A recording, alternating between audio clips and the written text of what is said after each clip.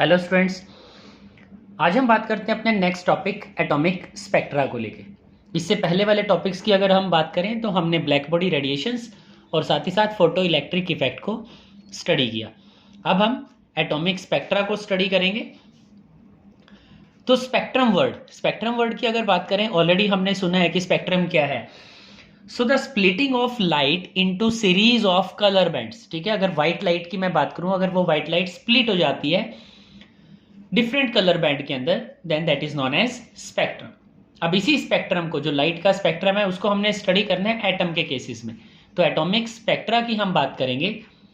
And atomic spectra is of two type. The one is emission spectra and second one is absorption spectra. सबसे पहले बात करते हैं emission spectra को लेकर। It is obtained when the radiations emitted from substances are analysed with the help of spectroscope. ठीक है, जो स्पेक्ट्रोस्कोप है स्पेशली वो डिजाइन किया गया टू एनालाइज द स्पेक्ट्रम को ऑब्जर्व करने के लिए। तो यहां हमने कहा कि it is obtained when the radiations emitted from the substance. जब सब्सटेंस क्या करे, कोई भी रेडिएशंस को एमिट करता है। तो ऑलरेडी हमने डिस्कवरी ऑफ कैथोड रेज या डिस्कवरी ऑफ एनोड रेज के अंदर इसी तरह की वर्किंग को किया। तो यहां हमने फिर से क्या किया, एक डिस्चार्ज ट्यूब को ले लिया जहां पर हमने हाइड्रोजन गैस लिया है। वही एक्सपेरिमेंट हम परफॉर्म करा रहे हैं और यहां से जो रेज, जो रेडिएशंस एमिट होती हैं, उनको हम एक स्लिट से पास कराते हैं। स्लिट से इसलिए पास कराते हैं ताकि रेडिएशंस क्या हो, मोनोक्रोमेटिक हो जाए, एक ही डायरेक्शन में जाए, एक पर्टिकुलर पॉइंट से वो पास करे और फॉल करती है प्रिज्म के ऊपर। और जैसे ही प्रिज्म के ऊपर वो फॉल करती है, it gives a different colour band on the photographic plate. हमें कुछ ऑब्जर्वेशन होता है फोटोग्राफिक प्लेट के ऊपर, हमें एक स्पेक्ट्रम मिल जाता है फोटोग्राफिक प्लेट के ऊपर। और ये ध्यान रखना है कि जो भी गैस हम यहां यूज करेंगे यहां फोटोग्राफिक प्लेट पर, उसी पर्टिकुलर सब्सटेंस का क्या होगा, स्पेक्ट्रम हमें ऑब्जर्व हो जाएगा। इसका मतलब जो एमिशन स्पेक्ट्रा होगा, अगर डिफरेंट टाइप का गैसेस हम यहां पर चूज कर रहे हैं तो उनके लिए जो स्पेक्ट्रम होगा, कलर बैंड्स जो आएंगे वो भी क्या होंगे, डिफरेंट होंगे। ठीक है, तो जो कलर बैंड हमारे पास आएंगे, ठीक है, मान लो ये रेड कलर हो गया, ये ब्लू कलर है, ठीक है, वायलेट कलर हो गया। तो ये कलर बैंड हमें मिल जाते हैं, सेपरेट कलर बैंड्स। और ये पर्टिकुलर जो कलर बैंड्स होंगे वो रिप्रेजेंट करेंगे किसी ना किसी वेवलेंथ को। ठीक है, किसी रेडिएशन की वेवलेंथ को वो बताएंगे या उसकी फ्रीक्वेंसी के बारे में हमें एक्सप्लेनेशन देंगे। सो सच स्पेक्ट्रम, ठीक है, जो इस टाइप के स्पेक्ट्रम है, such spectrum consisting of lines of definite frequencies. ये जो लाइंस हमें मिल रही हैं, ये जो कलर बैंड्स हमें मिल रहे हैं, ये क्या है, डेफिनेट फ्रीक्वेंसीज या फिर वेवलेंथ के हैं। And this is known as line spectrum. इसी को लाइन स्पेक्ट्रम बोला गया। Line spectrum is also known as atomic spectrum. ठीक है, लाइन स्पेक्ट्रम को हम एटॉमिक स्पेक्ट्रा भी बोल देते हैं। And it is also known as fingerprint of atoms, क्योंकि हमने कहा कि हर एटम के लिए जो स्पेक्ट्रम होगा वो डिफरेंट टाइप का होता है, सेम नहीं होगा। हर एटम क्या करेगा, डिफरेंट टाइप का स्पेक्ट्रम वहां पर शो करता है, उसकी पर्टिकुलर प्रॉपर्टीज को शो करेगा। So that's why it is known as the fingerprint of atoms. ठीक है यहां तक। तो यहां हमारा एमिशन स्पेक्ट्रम कंप्लीट हो जाता है। तो अब बात कर लेते हैं एब्जॉर्प्शन स्पेक्ट्रा की। एब्जॉर्प्शन नेम ही एक्सप्लेन करते हैं, ड्यू टू एब्जॉर्प्शन, किस चीज का एब्जॉर्प्शन हो रहा है उसकी बात कर लेते हैं। When a continuous electromagnetic radiation or white light is passed through a gas or a solution of some salt, हमने यहां पर सन ले लिया, व्हाइट लाइट का सोर्स है, फिर से हमने एक स्लिट से उसे पास कराया और वो पास करता है सॉल्ट सॉल्यूशन। सपोज करो कि हमने NaCl का ही सॉल्यूशन ले लिया यहां पर। तो जब ये व्हाइट लाइट इस सॉल्यूशन से पास करेगा तो ये सॉल्यूशन से जो एमिट होकर लाइट आ रही है, ठीक है, जो ट्रांसमिट होकर यहां से, ठीक है, यहां से पास होने के बाद जो ट्रांसमिटेड लाइट है, when it pass through the prism and we are getting it on a photographic plate, we are getting a colour band. ठीक है, यहां पे हमें कलर मिल जाते हैं, ये कलर बैंड है। लेकिन जो ये पर्टिकुलर लाइंस हैं, ये लाइन, ये कैसी होती हैं, ब्लैक डार्क लाइंस होती हैं, यहाँ पे ब्लैक कलर मिलता है। तो ये डार्क लाइंस हमें कहती हैं कि जब ये व्हाइट लाइट इस सॉल्यूशन से पास करती है तो ये सॉल्यूशन क्या करता है, कुछ पर्टिकुलर वेवलेंथ की लाइट्स को एब्जॉर्ब कर लेता है। इसका मतलब जो ट्रांसमिट लाइट जो यहां से ट्रांसमिट होकर बाहर निकलती है, उस लाइट के अंदर वो पर्टिकुलर वेवलेंथ वाली लाइट्स नहीं होंगी जो कि एब्जॉर्ब हो चुकी हैं, तो उनके प्लेस पे फोटोग्राफिक प्लेट पे हमें क्या मिल जाएगा, डार्क लाइंस मिल जाएंगी। ठीक है, ये पूरी की पूरी फोटोग्राफिक प्लेट क्या होगी, कलर्ड होगी, लेकिन कुछ पर्टिकुलर वेवलेंथ्स वाली लाइट जो कि एब्जॉर्ब हो चुकी है उसकी जगह हमें क्या मिलेगा, डार्क लाइंस फोटोग्राफिक प्लेट पर मिल जाएंगे। ठीक है, तो यहां हमने कहा when a continuous electromagnetic radiation और white light is passed through a gas or a solution of some sort and transmitted light is analyzed, a spectrum in which dark lines are observed। तो हमें एक spectrum मिलेगा जिसके अंदर कुछ dark lines मिलती हैं, and these dark lines indicate the radiations of corresponding wavelengths have been absorbed by the substance from which light pass। ठीक है, जहां से लाइट क्या करती है, पास करती है। इसका मतलब ये सॉल्यूशन क्या करेगा, कुछ पर्टिकुलर वेवलेंथ की लाइट्स को क्या कर लेगा, एब्जॉर्ब कर लेगा। So this is known as absorption spectra. ठीक है, इसी को एब्जॉर्प्शन स्पेक्ट्रा कहा गया। जैसे अगर हम बात करें कि व्हाइट लाइट को हमने क्या किया, ठीक है, सोडियम वेपर से अगर उसको पास कराएं, ठीक है, जो एनवायरमेंट हम ले रहे हैं वो क्या लें, सोडियम वेपर का एनवायरमेंट ले लें, तो जो हमें डार्क लाइंस मिलेंगी उनका अगर हम वेवलेंथ चेक करें तो वो कितना होगा, 5890 नैनोमीटर या फिर 589.6 नैनोमीटर। ठीक है, तो ये दो तरह की वेवलेंथ्स जो हैं ये सोडियम लाइट शो करते हैं। तो इस तरह से हम अपनी वर्किंग कराते हैं, इस तरह से हम स्पेक्ट्रा जो एटम का स्पेक्ट्रा है उसे एनालाइज कर लेते हैं।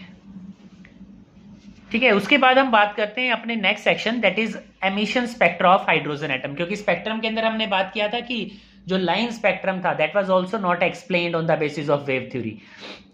तो फोटो इलेक्ट्रिक इफेक्ट या हम बात करें कि प्लैंक्स क्वांटम थ्योरी जो था उसने एक्सप्लेन किया था एमिशन स्पेक्ट्रा को। So the spectrum of hydrogen consist of large number of lines which are grouped into different series. ठीक है, जो स्पेक्ट्रम है हाइड्रोजन का स्पेक्ट्रम कैसे मिलेगा, जो डिस्चार्ज ट्यूब एक्सपेरिमेंट हम कराएंगे उसी से हमें जो स्पेक्ट्रम मिलेगा हाइड्रोजन का होगा। So the spectrum of hydrogen consist of large number of lines which are grouped into different series and these series appear in different regions of light. जब हाइड्रोजन के स्पेक्ट्रम को हम देखते हैं तो हमें क्या मिलता है, बहुत सारी लाइंस वहां पर मिलती हैं, बहुत सारी स्पेक्ट्रल लाइंस हमें वहां पर मिलती हैं जिनको ग्रुप किया गया into different series and these series appears in different regions of light. Electromagnetic radiations पढ़ी हैं हमने और कॉस्मिक रेज से लेके हम माइक्रोवेव्स तक हमने उसको स्टडी किया, रेडियो वेव्स तक स्टडी किया हमने। तो डिफरेंट रीजन्स के अंदर हमें वो सीरीज मिलती है and these are named after their discoverers. जिसने उसका डिस्कवरी किया उन्हीं के नेम्स पर उन रीजन्स उनको सीरीज को नेम किया गया। तो यहां सीरीज की अगर हम बात करें तो एक सीरीज हमारे पास लेमन सीरीज है, एक बाल्मर सीरीज, एक पाशन, एक ब्रैकेट, एक पफन। ये 5 डिफरेंट सीरीज हैं जहां पर हमें स्पेक्ट्रम ऑफ हाइड्रोजन मिलता है या डिफरेंट स्पेक्ट्रल लाइंस मिलती हैं हमें। अगर लेमन की हम बात करें तो अल्ट्रावायलेट रीजन के अंदर हमें ये लाइंस मिलती हैं। बाल्मर की बात करें तो इस साइंटिस्ट ने ऑब्जर्व किया, ये डिस्कवरर था जिसने इनको हाइड्रोजन स्पेक्ट्रा को स्टडी किया। तो बाल्मर ने जब अपना स्टडी किया तो रीजन क्या था, विजिबल रीजन के अंदर स्पेक्ट्रल लाइंस आती हैं। पास्चर ने किया तो इंफ्रारेड के अंदर आया, ब्रैकेट ने, पफन ने, इन तीनों ने किया तो कहाँ मिला, इंफ्रारेड रीजन्स के अंदर हमें स्पेक्ट्रल लाइंस मिलती हैं। लेकिन अगर बात करें इन सारी की सारी स्पेक्ट्रल लाइंस की, इन्हें स्टडी करने के लिए एक रिलेशनशिप दिया गया and that relationship was known as Rydberg equation. ठीक है, उसे नाम दिया गया रिडबर्ग इक्वेशन का। और यहां जो n1 या n2 है, n1 first orbit, n2 second orbit, इसका मतलब हम ट्रांजिशन देख रहे हैं कि इलेक्ट्रॉन हम मान लेते हैं क्योंकि हाइड्रोजन के पास एक ही इलेक्ट्रॉन है तो हम मानते हैं कि electron is present in the first orbit. तो वो जंप करके कहाँ जा सकता है, सेकेंड, थर्ड, फोर्थ, फिफ्थ, किसी भी रीजन के अंदर, सॉरी किसी भी ऑर्बिट के अंदर जा सकता है। सेम बाल्मर मानता है कि फर्स्ट में नहीं है, कहाँ है, सेकेंड के अंदर प्रेजेंट है, सेकेंड ऑर्बिट के अंदर प्रेजेंट है, तो सेकेंड से जंप करके वो कहीं भी जा सकता है। सेम पास्चर ने थर्ड में उसको माना, ब्रैकेट ने 4 में, अपवर्ड ने 5 में, और इस तरह से डिफरेंट स्पेक्ट्रल लाइंस को स्टडी किया। तो इन स्पेक्ट्रल लाइंस को जब स्टडी किया गया तो हमने कहा एक रिडबर्ग इक्वेशन आया इन डिफरेंट स्पेक्ट्रल लाइंस की वैलिडिटी को बताने के लिए। रिडबर्ग इक्वेशन हमारे पास आई और रिलेशन क्या था, 1/λ, and 1/λ is equal to wave number. So wave number is equal to 1/λ, that is equal to r. r क्या है, Rydberg constant. Within brackets we have n1 square minus 1/n2 square. ठीक है, n1 और n2 मान लिया गया है यहाँ पर, ठीक है। And the value of r, r हमने कहा क्या है, द Rydberg कांस्टेंट। तो जो r का वैल्यू था दैट वाज 109677 सेंटीमीटर इनवर्स। तो इस चीज का ध्यान रखना कि हम जो यूनिट्स लेके चल रहे हैं वो सेंटीमीटर इनवर्स के अंदर है। इसके अलावा बहुत सारे साइंटिस्ट थे जिन्होंने डिफरेंट टाइप का वर्किंग किया, या इन रिलेशंस की डिफरेंट बुक्स की अगर मैं बात करूं तो डिफरेंट बुक्स के अंदर अलग अलग टाइप से रिलेशन दिया गया है। लेकिन हाँ, हमें एक चीज ध्यान रखनी है कि ये जो रिडबर्ग इक्वेशन दिया गया था दैट वाज यूजफुल फॉर सिर्फ उन्हीं स्पेक्ट्रल लाइंस के लिए था जो क्या थी, हाइड्रोजन और हाइड्रोजन लाइक आयंस। हाइड्रोजन या हाइड्रोजन लाइक आयंस के लिए थी। हाइड्रोजन लाइक का मीनिंग ये हुआ कि जिनके पास एक ही इलेक्ट्रॉन प्रेजेंट हो, जैसे हीलियम प्लस या लिथियम 2 पॉजिटिव, ठीक है, क्योंकि लिथियम के पास 3 इलेक्ट्रॉन होते हैं, अगर 2 इलेक्ट्रॉन लूज कर देगा then it changes to 1 electron. तो जो इक्वेशन था उसको थोड़ा मॉडिफाई किया गया और बोला गया that wave number is equal to 1/λ is equal to r का वैल्यू हम यहां पुट कर देते हैं 109677 1/n1 square minus 1/n2 square multiply by z square. अब बात करें यहां पर z क्या है, z इज एटॉमिक नंबर, ठीक है। अब z एटॉमिक नंबर होगा। अब सपोज करो हम हीलियम प्लस लेके चल रहे हैं, तो हीलियम प्लस का मीनिंग है कि हमें द वैल्यू ऑफ z क्या लेना चाहिए, 2 लेना चाहिए। अगर लिथियम 2 पॉजिटिव है तो z का वैल्यू हम क्या लें, 3 लेकर वहां पर चलेंगे। तो इस तरह से हम यहां पर अपनी वर्किंग को कराते हैं, ठीक है। एक सिंपल न्यूमेरिकल की यहां बात कर लेते हैं ताकि थोड़ा सा क्लियर हो जाए हमें। एक स्टेटमेंट हम यहां पर लेंगे और उसके बाद उस न्यूमेरिकल के सॉल्यूशन को फाइंड आउट करते हैं। तो यहां न्यूमेरिकल की बात करते हैं। हमने एक स्टेटमेंट ले ली that in a hydrogen atom an electron jumps from third orbit to first orbit, ठीक है। तो यहां उसने बता दिया कि ऑर्बिट n1 1 होगा और जबकि n2 हमें 3 लेके चलना है, क्योंकि ऑर्बिट कहां से कहां है, ठीक है। इलेक्ट्रॉन जंप कहां से कहां करता है, electron jumps from third orbit to first orbit. इसका मतलब जो n1 है, जो लोअर ऑर्बिट है वो 1 है, जो हाइयर ऑर्बिट है दैट इज 3, ठीक है। ये गिवन है हमें। अगर हम बात करें रिडबर्ग कांस्टेंट, r का वैल्यू हमें पता है 109677 सेंटीमीटर इनवर्स। फाइंड आउट हमें क्या करना है, हमें वेवलेंथ को फाइंड आउट करना है। अगर मैं इस रिलेशनशिप की बात करूं, जो फॉर्मूला हमारे पास गिवन है that formula is 1/λ is equal to 109677 1/n1 square minus 1/n2 square multiply by z square, ठीक है। तो हम z स्क्वायर लेके चलते हैं। अब यहाँ हाइड्रोजन एटम क्योंकि चूज किया गया इसीलिए जो एटॉमिक नंबर है दैट विल बी 1, तो यहाँ z का वैल्यू 1 हो जाएगा। तो हम रिलेशन को लिखेंगे that 1/λ is equal to 109677 n1 1 का अगर हम स्क्वायर करें तो 1 ही आएगा, माइनस 1/n2 का स्क्वायर दिया तो n2 का वैल्यू 3 है, 3 का अगर स्क्वायर करें देन इट इज 9। तो यहां Z का वैल्यू 1 हो गया क्योंकि हाइड्रोजन के लिए Z वैल्यू 1 है। तो इसका अगर हम कंप्लीट सॉल्यूशन निकालें then 1 by lambda is equal to 109677। LCM अगर हम इसका लें देन 9 माइनस 1 डिवाइड बाय 9 और 1 by lambda is equal to 109677 multiply by 8 by 9। ये आ गया हमारे पास। लेकिन याद रखो कि हमने क्या निकालना है, वेवलेंथ फाइंड आउट करना है, जबकि ये क्या है 1 बाय लैम्डा। तो हमें इस वैल्यू को क्या कर लें, लैम्डा में कन्वर्ट कर लें।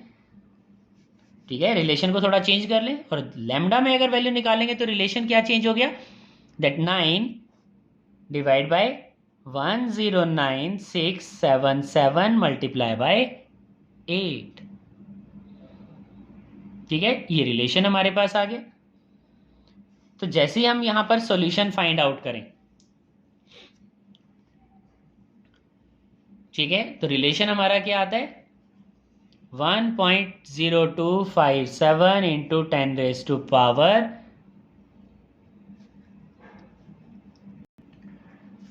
1.0257 into 10 raise to power -7 metre. अब देखो यहां इस वैल्यू को अचानक से मीटर में चेंज कर दिया गया, लेकिन अगर क्वेश्चन की हम बात करें वो तो आर का वैल्यू तो सेंटीमीटर इनवर्स में था। ठीक है, तो हमें ये भी ध्यान रखना है कि हमने वैल्यूज को क्या किया है, चेंज किया है, अपोजिट लेके गए हैं हम उसको। तो हमने वहां पर सेंटीमीटर को क्या कर दिया, मीटर के अंदर कन्वर्ट करा दिया। मैं लिख देता हूं यहां पर ताकि किसी टाइप का कंफ्यूजन ना हो कि हम उसको चेंज कर चुके हैं। ठीक है, तो 10 रेज टू पावर -2 मीटर। यहाँ तक ध्यान रखना कि यहाँ तक अगर क्वेश्चन की बात करें तो वो सेंटीमीटर इनवर्स में हमारा चल रहा था। यहाँ हमने उस वैल्यू को क्या किया, चेंज कर लिया, इंटरचेंज कर लिया, सॉरी रिवर्स कर लिया, अपोजिट हमने उसको कर लिया। तो इस तरह से हम वेवलेंथ यहाँ फाइंड आउट कर सकते हैं। अब ऐसा नहीं है कि इस रिलेशन में सिर्फ वेवलेंथ ही फाइंड आउट हो सकता है। अगर हमें फ्रीक्वेंसी फाइंड आउट करना हो तो हम यहाँ फ्रीक्वेंसी भी फाइंड आउट कर सकते हैं, क्योंकि हमने एक रिलेशनशिप को स्टडी किया था, C is equal to nu lambda और nu equal to C by lambda. पढ़ा था हमने इस रिलेशन को। C की अगर बात करें that is speed of light, so it is 3 into 10 raise to power 8 metre per second. जबकि वेवलेंथ की अगर बात करें तो वेवलेंथ तो हमने फाइंड आउट किया, वो भी मीटर के अंदर ही है। So 1.0257 into 10 raise to power -7 metre. तो मीटर से मीटर कैंसिल आउट हो सकता है। जो फ्रीक्वेंसी हमारे पास आएगी वो सेकंड इनवर्स के अंदर आएगी and its value will be 2.924 into 10 raise to power 15 second inverse. या सेकेंड इनवर्स अगर हम ना लिखना चाहें तो उसकी जगह हम लिख सकते हैं 2.924 into 10 raise to power 15 hertz. ठीक है, तो इस तरह से हम यहाँ इस रिलेशन की हेल्प से वेवलेंथ भी फाइंड आउट कर चुके हैं और फ्रीक्वेंसी भी फाइंड आउट कर सकते। एनर्जी भी हम यहाँ से फाइंड आउट कर सकते हैं। अगर एनर्जी हम फाइंड आउट करना चाहें तो हमने एक रिलेशन पढ़ा है E is equal to h nu. तो यहाँ अगर न्यू का वैल्यू पुट कर दें और एच प्लैंक्स कांस्टेंट का वैल्यू पुट कर दें 6.626 इंटू 10 रेज टू पावर, पढ़ा हमने फॉर्मूला। तो वही वैल्यू अगर हम यहाँ पे पुट कर दें तो यहाँ हमारे लिए क्वेश्चन और भी ज़्यादा इजी हो जाएगा। ठीक है, so E will be equal to 6.626 into 10 raise to power -34 joule second. ठीक है, और फ्रीक्वेंसी अभी हमने फाइंड आउट किया 2.924 into 10 raise to power 15 second inverse. तो बड़ा इजीली हम क्या कर सकते हैं, यहाँ से एनर्जी का रिलेशनशिप फाइंड आउट कर सकते हैं। ठीक है, तो इस तरह से हमने यहाँ पर इन क्वेश्चंस को करना होगा और इसी के साथ हमारा टॉपिक कंप्लीट हो जाता है, जहाँ पर हमने black body radiations, photo electric effect, atomic spectrum को स्टडी कर लिया। इसके बाद हमारा जो टॉपिक है दैट इज बोहर मॉडल। तो नेक्स्ट वीडियो में बात करेंगे बोहर मॉडल को लेकर। यहाँ हमारा सेक्शन कंप्लीट हो गया related to the Planck's quantum theory. Okay students, bye.